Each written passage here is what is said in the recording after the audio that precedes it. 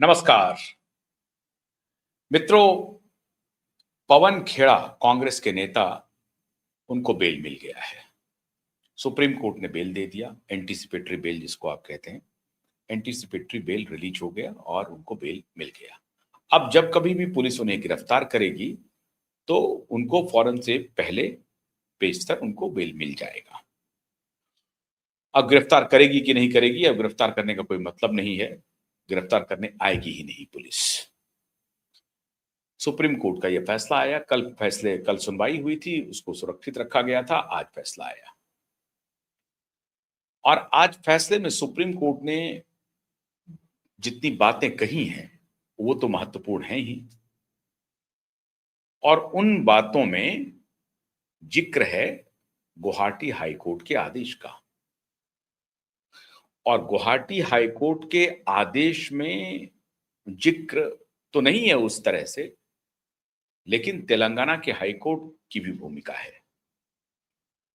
ये जो आदेश आया है पवन खेड़ा को बेल देने का, इसमें और कुछ भी नहीं है।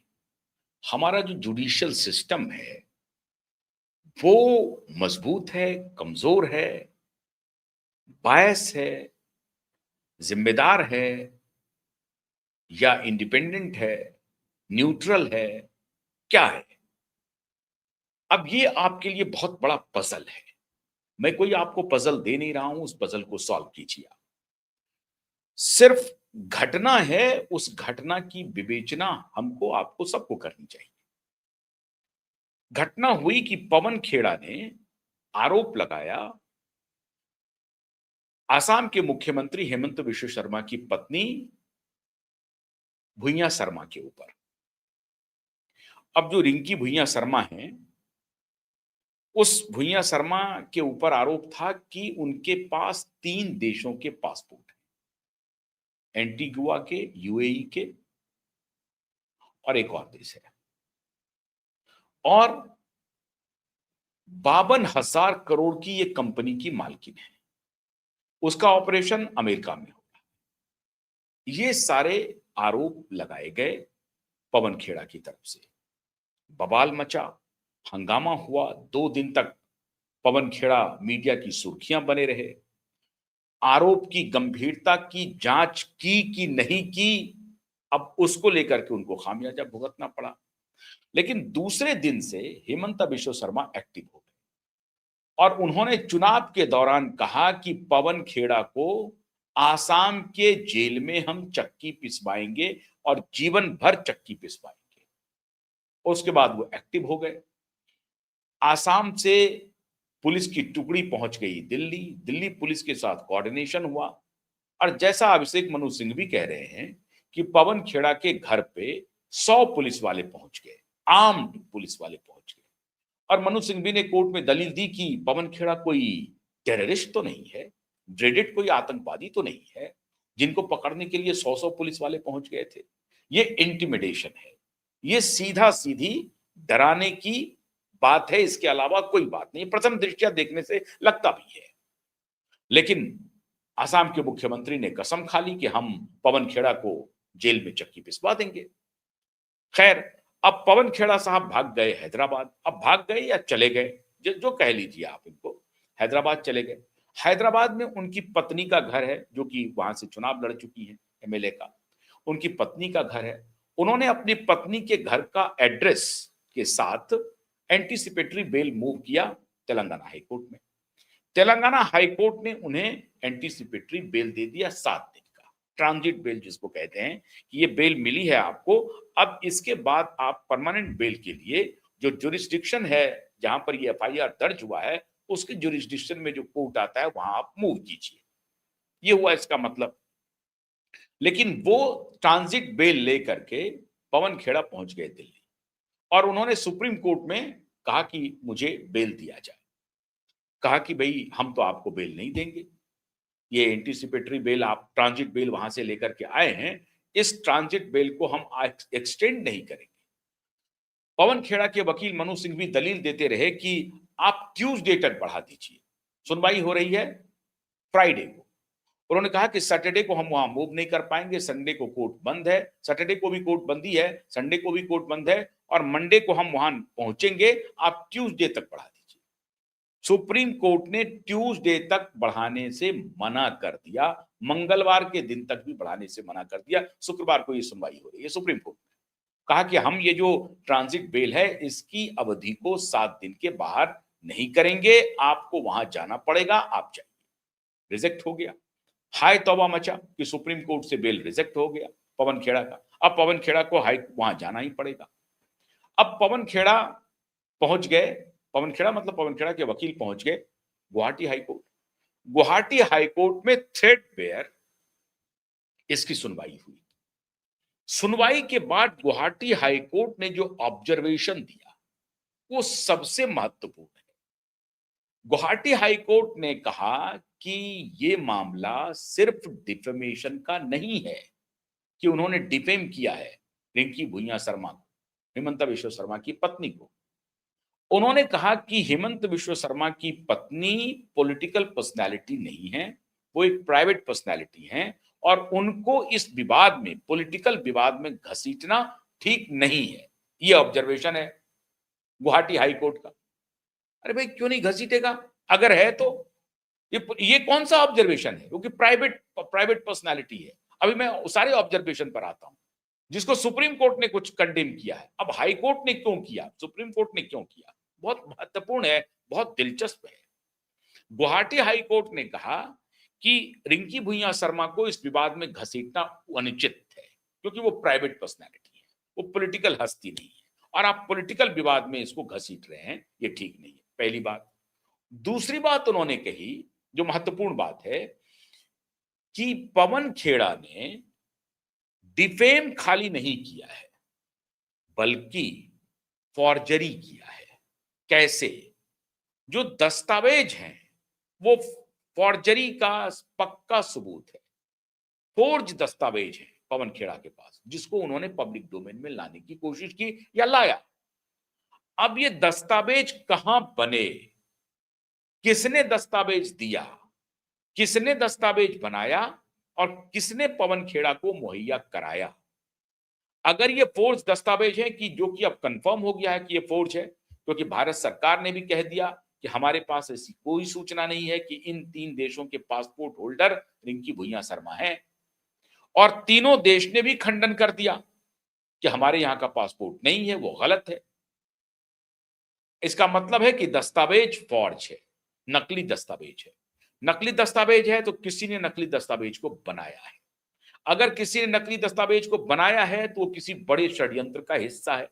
जाहिर है उनके निशाने पर हिमंत विश्व शर्मा होंगे कि फोर्ज दस्तावेज बना लो और उस दस्तावेज को पब्लिक डोमेन में ले आओ और उन्हें बदनाम कर दो पॉलिटिकली। ठीक चुनाव के 2 दिन पहले, मतदान के 2-3 दिन पहले, प्रथम फेज, एक ही फेज में चुनाव हुआ था असम में, तो 2-3 दिन पहले इस मुद्दे को प्रकाश में लाओ ताकि पॉलिटिकल फायदा लिया जा सके और हिमंत विश्व शर्मा को राजनीति के अखाड़े में पूरी तरह से धोबिया पछाड़ दिया जाए। ये पूरी षड्यंत्र हुई होगी, पूरी प्लानिंग हुई होगी। तो गुवाहाटी हाईकोर्ट कहता है कि अगर ये दस्तावेज कहीं पर बना तो किसने बनाया, नंबर 1, और किसने पवन खेड़ा को मुहैया कराया। और अगर पवन खेड़ा ने खुद ही ये दस्तावेज बनाया तब तो और बात है, तब तो और भी गंभीर आरोप है। अगर ये खुद ही दस्तावेज बनाया तो गुवाहाटी हाईकोर्ट का ऑब्जर्वेशन है कि मामला सिर्फ डिफेमेशन का नहीं है बल्कि नकली दस्तावेज को रिसीव करना या नकली दस्तावेज को बनाना या नकली दस्तावेज के बनाने में के षड्यंत्र में शामिल होना। यह भी साबित होता है कि जो व्यक्ति इन्हें ये नकली दस्तावेज अगर किसी ने मुहैया कराया है, इसका मतलब है कि ये भी उस कॉन्स्पिरेसी में शामिल हो सकते हैं कि कहीं पर नकली दस्तावेज बन रहा है और इसकी जानकारी पवन खेड़ा को हो। इन सारी बातों की जांच के लिए पवन खेड़ा का कस्टोडियल इंक्वायरी इनएविटेबल है, अवश्यंभावी है। ये बात गुवाहाटी हाईकोर्ट ने कहा। ऑब्जर्वेशन देखते जाइए। कहा कि ये निश्चित होता है कि ये सिर्फ डिफेमेशन का मामला नहीं है कि आपने ऐसा कोई आरोप लगा दिया जिससे कि वो डिफेम हो गए पवन खेड़ा जी और उनकी बदनामी हो गई, नहीं। आपने जो दस्तावेज बनाए हैं जिसके आधार पर डिफेमेशन हो रहा है उनका, वो दस्तावेज भी अपने आप में बहुत बड़ा अपराध है अगर ये साबित हो गया है कि वो दस्तावेज नकली है। तो डिफेमेशन एक तरफ और दूसरी तरफ नकली दस्तावेज बनाना या नकली दस्तावेज प्रोक्योर करना या नकली दस्तावेज को देने वाले के साथ कोई साठगांठ होना, ये सारी बातों की जांच तभी होगी जब पवन खेड़ा को पुलिस गिरफ्तार करेगी। मतलब कस्टोडियल इंक्वायरी में ही पवन खेड़ा इन सारी बातों की सच्चाई उगल सकते हैं। अब ये जो गंभीर ऑब्जर्वेशन है, इस ऑब्जर्वेशन को माननीय सुप्रीम कोर्ट ने पलट दिया और इसलिए गुवाहाटी हाई कोर्ट ने यह ऑब्जर्वेशन देते हुए पवन खेड़ा के बेल को रिजेक्ट कर दिया। अब देखते जाइए, तेलंगाना में कांग्रेस पार्टी की सरकार है, हाई कोर्ट ने बेल दे दिया, ट्रांजिट बेल दिया 7 दिन का, गिरफ्तारी नहीं हो सकती है। सुप्रीम कोर्ट में मामला आया तो सुप्रीम कोर्ट ने कहा कि हम आपको ट्रांजिट बेल को एक्सटेंड नहीं कर सकते हैं, आप जो जुरिस्डिक्शन वाला कोर्ट है उसमें अपीयर होइए, वहां पर आपके लिए रेमेडी उपलब्ध है, वहां कोई बायस नहीं होगा। हालांकि अभिषेक मनु सिंघवी ने और पवन खेड़ा ने दोनों ने ये एक प्रकार से संदेश देने की कोशिश की सुप्रीम कोर्ट को कि गुवाहाटी में हमें न्याय नहीं मिल सकता है। तो ये वही बात हुई ना, चूंकि तेलंगाना में आपकी सरकार थी तो आपको न्याय मिल गया, आपको फेवर में जजमेंट आ गया और आपको लग रहा है कि जो रुख आपने अख्तियार किया, जिस साइकोलॉजिकल वॉर को आप खेल रहे थे अपने फेवर में कि हमारी सरकार है, वहां पर हो सकता है हमारी सरकार की कुछ चले हाई कोर्ट के ऊपर और हमें बेल मिल जाए, तो तेलंगाना से आपको बेल मिल गया। अब यही चीज जो है हेमंत विश्व शर्मा पर भी लागू होता है। आपके मन में यह शंका होगी, तो मतलब कांग्रेस पार्टी जो मास्टरी कर रही है ना, अपने मामले में वो निकल जाती है और दूसरे के मामले में फंसाना चाहती है। लेकिन इनको अपने अपराध बोध तो हैं, इसलिए इनको लगा कि गुवाहाटी में बीजेपी की सरकार है और वहां हमें बेल नहीं मिलना है। इसी आधार पर इन्होंने शंका व्यक्त की सुप्रीम कोर्ट में कि मिलॉर्ड, हो सकता है कि गुवाहाटी में हमें बेल नहीं मिले, हमारा बेल रिजेक्ट हो जाए और हमारी गिरफ्तारी हो जाए। तो आपके दरबार में हम इसीलिए आए हैं कि आप हमें दे दीजिए, आप सर्वोच्च अदालत हैं, यहां से अगर हमको बेल मिल जाता है तो हमें हमारी जो राइट ऑफ लिबर्टी है वो प्रोटेक्ट हो जाएगा। आर्टिकल 21 और आर्टिकल 14 इस सब का बड़ा बड़ा यहां पर चला।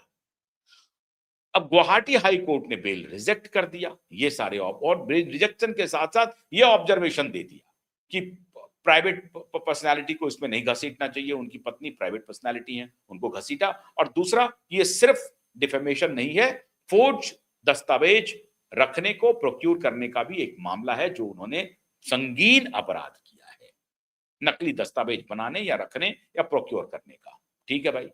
अब सुप्रीम कोर्ट देखिए क्या कह रही है। सुप्रीम कोर्ट कह रही है कि नहीं, ऐसा लग रहा है कि दोनों पक्ष एक पॉलिटिकल राइवलरी का यह मामला है, प्रमा फेसाई। ऐसा प्रतीत होता है कि ये बीजेपी और कांग्रेस पार्टी के बीच का एक राइवलरी है और दो नेताओं के बीच का राइवलरी है, ऐसा प्रतीत होता है। और इस पॉलिटिकल राइवलरी में बहुत सारी चीजें जो कॉन्स्टिट्यूशनल प्रोटेक्शन है उसका हनन हो रहा है। उसका क्या हनन हो रहा है?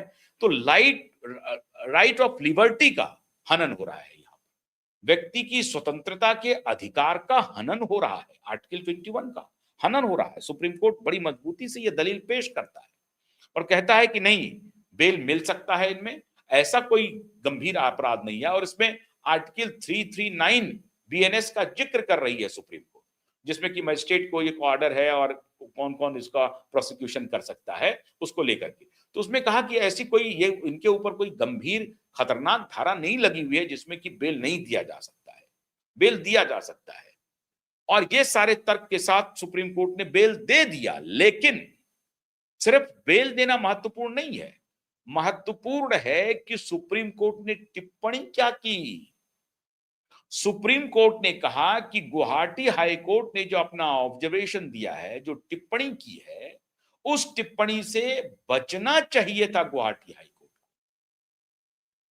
गुवाहाटी हाई कोर्ट ने जो अब टिप्पणी क्या थी, मूल बिंदु यही है कि पवन खेड़ा ने फर्जी दस्तावेज या तो बनाए हैं या कहीं से मंगवाए हैं या किसी ने इनको दिया है और जो देने वाला है जिनसे ये लिए हैं उनसे पवन खेड़ा के कोई ना कोई रिश्ते हैं और ये किसी बड़े षड्यंत्र का हिस्सा हो सकती है। और इसलिए फर्जी दस्तावेज अगर कहीं कोई बना रहा है तो इसका थॉरो इन्वेस्टिगेशन होना चाहिए और इसके लिए पवन खेड़ा को कस्टोडियल इंक्वायरी ही करनी चाहिए, कस्टडी में ही रखना चाहिए, वरना सबूतों के साथ टैंपरिंग होगी। ये मोटे तौर से गुवाहाटी हाईकोर्ट का लब्बो लुआब है उनके ऑब्जर्वेशन का। अब सुप्रीम कोर्ट कह रही है कि नहीं, सुप्रीम कोर्ट कह रहा है कि नहीं नहीं, ये ऑब्जर्वेशन आपने क्यों दिया, ये गलत ऑब्जर्वेशन है, ये ऑब्जर्वेशन ठीक नहीं है। मूल ऑब्जर्वेशन है गुवाहाटी हाईकोर्ट का कि आपने फर्जी दस्तावेज बनाए हैं या फर्जी दस्तावेज प्रोक्योर किए हैं। उसको सुप्रीम कोर्ट कह रहे हैं कि नहीं, ये आपका ऑब्जर्वेशन अनुचित है, इससे बचना चाहिए और आपको बेल दे देना चाहिए था। मतलब ये तो राइट टू लिबर्टी जो है उसको ध्यान में रखते हुए आपको बेल ग्रांट कर देना चाहिए था, आपने नहीं किया, तो हम कर रहे हैं। सुप्रीम कोर्ट ने बेल ग्रांट कर दिया और हाई कोर्ट के ऑर्डर को सेट असाइड कर दिया, पलट दिया। अब इस पूरे प्रकरण में खेल क्या हुआ? 3 बातें सामने आई। 2 स्टेट में 2 अलग अलग पार्टी की सरकार है और 2 अलग अलग पार्टी वाली सरकार के जो हाई कोर्ट है, जो उच्च अदालत है, वो हाई कोर्ट अलग अलग तरह का व्यवहार कर रही है, अलग अलग तरह का आदेश पारित कर रही है। Telangana high court transit bail देती है, गुवाहाटी हाई कोर्ट बेल को रिजेक्ट करती है और इस दोनों के आदेश के खिलाफ जाकर के, ट्रांजिट बेल का तो नहीं खिलाफ हुआ, लेकिन गुवाहाटी हाई कोर्ट के ऑर्डर के खिलाफ सुप्रीम कोर्ट का ऑर्डर आता है और वो बेल ग्रांट करता है। ये पूरा प्रकरण फिर हुआ क्यों? क्या ये कानूनी प्रोसेस के लिए था या इसमें कुछ खेल बड़ा हो गया कि चलो भाई हम दोनों ट्रूस कर लेते हैं, गुवाहाटी हाई कोर्ट आपको बेल रिजेक्ट करेगी और फिर वहां से आप सुप्रीम कोर्ट चले जाइएगा, सुप्रीम कोर्ट में आपको रेमेडी मिल जाएगी। तो ये जो खेल था ये क्या नूरा कुश्ती थी चुनाव के पहले पवन खेड़ा और हेमंत बिश्व शर्मा के बीच में? हम तुम्हारे ऊपर आरोप भी लगा देंगे, फिर दूसरे दिन तुम एक्सपोज भी कर देना कि आरोप गलत है और फिर गलत होने के बदले में हम फिर तुम्हारे खिलाफ एक्शन की बात करेंगे, फिर ये पूरा हाई वोल्टेज ड्रामा होगा। तुम्हारी पार्टी तो हार ही रही है, हम लेकिन ये कहेंगे कि हम लड़ रहे थे उनके साथ और इसका हमें पॉलिटिकली लाभ हो जाएगा। तो क्या पवन खेड़ा एक प्रकार से हेमंत बिश्व शर्मा को मदद पहुंचा रहे थे? आपको प्रथम दृष्टया तो ऐसा नहीं लगेगा, लेकिन राजनीति में कुछ भी असंभव नहीं है, कुछ भी हो सकता है। हो सकता है कि पवन खेड़ा भारतीय जनता पार्टी के बिहेस्ट पे ये सारा काम कर रहे हैं और अगर नहीं तो आप इसका आकलन कीजिए कि ये किसके लिए लाभप्रद हुआ। दोनों के लिए।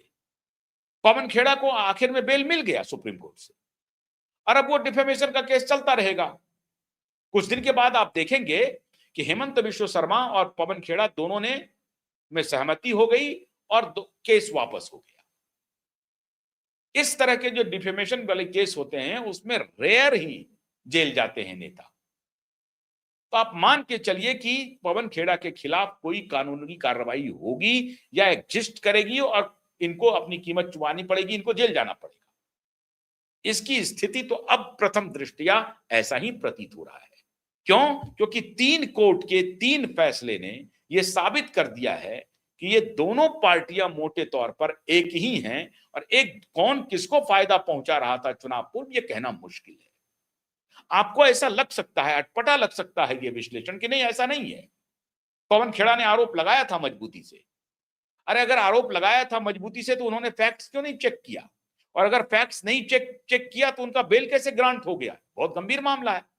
अच्छा चलिए अब बेल ग्रांट हो गया, अब इंक्वायरी होगी, अब इन्वेस्टिगेशन होगा।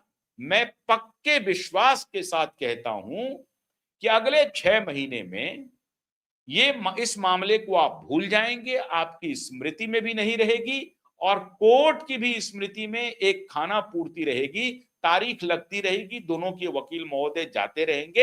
एक टाइम आएगा जब देखेंगे कि क्या भाई ये जो आरोप था उसको वापस ले लिया है, दोनों में सहमति हो गई है। मैं आज आपको इसकी घोषणा करता हूं, याद कीजिए शरीफुल इस्लाम का एक केस। कौन शरीफुल इस्लाम? करीना कपूर और शाहरुख, सैफ अली खान, करीना कपूर के पति सैफ अली खान के ऊपर हमला करने वाले शरीफुल इस्लाम कहां हैं? 1.5 साल होने को आ गया, शरीफुल इस्लाम की कोई जानकारी नहीं है। वो जेल में भी है या जेल से बाहर चला गया जहां जाना था, कुछ पता नहीं चला। वो इन्वेस्टिगेशन कहां है, क्या जांच पड़ताल हुई, क्या उसको सजा मिल गई, क्या हुआ नहीं हुआ? आपने सुना है शरीफुल इस्लाम के बारे में? कोई खबर अभी तक आपने सुनी कहीं से भी? जो मीडिया चिल्ला चिल्ला करके जोर जोर से बोलती थी, मिल गया हमलावर, मिल गया मिल गया मिल गया, उस हमलावर का क्या हुआ? कुछ भी नहीं हुआ, कोई जानकारी नहीं है आपको। ठीक उसी प्रकार से पवन खेड़ा और हेमंत विश्व शर्मा के बीच में मेल संभव है, अब अवश्यंभावी है, मेल हो जाएगा, दोनों का काम हो गया। इसने उसके ऊपर आरोप लगाया, उसने, अच्छा, हाई कोर्ट, सुप्रीम कोर्ट ने कहा कि हेमंत विश्व शर्मा ने जिस भाषा का प्रयोग किया वो भी अनुचित था, वो भी गलत था। दलील चली होगी। तो इन्होंने जब कहा कि भैया आपने हमें डिफेम किया, तो सुप्रीम कोर्ट ने इंटरवीन करते हुए कहा कि being a chief minister of A state, आपने जिस भाषा का, जिस शब्दावली का प्रयोग किया है वो भी अनुचित था, वो भी गैर जिम्मेदाराना है। ये भी सुप्रीम कोर्ट का ऑब्जर्वेशन है। तो सुप्रीम कोर्ट ने दोनों के लिए विन विन सिचुएशन कर दिया कि पॉलिटिकल एटमॉस्फेयर को इस तरह से नहीं होना चाहिए, राइट टू लिबर्टी को ध्यान में रखना चाहिए, आपको ऐसे टिप्पणी करने से बचना चाहिए। ये सारी मोटी मोटी एक सरमन दे दिया, मतलब निगोशिएशन पॉइंट बन गया सुप्रीम कोर्ट सरमन देते हुए। आपका मैं बेल दे रहा हूं, लेकिन एट द सेम टाइम वो भी दे रही हैं, सुप्रीम कोर्ट कह रही है इन्वेस्टिगेशन जारी रहेगा, आप विदेश नहीं भाग सकते हैं, आप इन्वेस्टिगेशन में कोऑपरेट करेंगे, आप जब भी विदेश जाएंगे तो अदालत की परमिशन के बिना नहीं जाएंगे। ये सारी बातें हो गई, ये तो कस्टमरी है, एक परंपरा का पालन हुआ। जब आप कोई भी इस तरह का ऑर्डर लिखाते हैं, कुछ परंपराएं जो हैं उसमें ऐसे ही स्वाभाविक रूप से आप उसको वर्णित कर देते हैं। आपने उसका वर्णन कर दिया आपने ऑर्डर में, तो ये वर्णन हो गया कि हाँ आपको ये काम करना है। इन्वेस्टिगेटिंग ऑफिसर आपके पास आएंगे, आप कोऑपरेट करेंगे, आप फैक्ट्स के साथ या एविडेंस के साथ कोई डिस्टॉर्शन नहीं करेंगे, उसको डाइल्यूट नहीं करेंगे, उसको मिटाएंगे नहीं, उसको तोड़ेंगे नहीं, उसको खत्म नहीं करेंगे, ये सब का ख्याल रखा जाएगा। ठीक है, ये सारे सरमन हैं, लेकिन मोटे तौर पर हुआ क्या? कुछ भी नहीं हुआ, सब विन विन में रह गया। ऐसा ही है हमारा जुडिशियल सिस्टम, ऐसी है हमारी पॉलिटिकल एटमॉस्फेयर, हमारी बिरादरी। तो आप मजे में रहिए, सब चंगा सी। बहुत बहुत शुक्रिया, नमस्कार।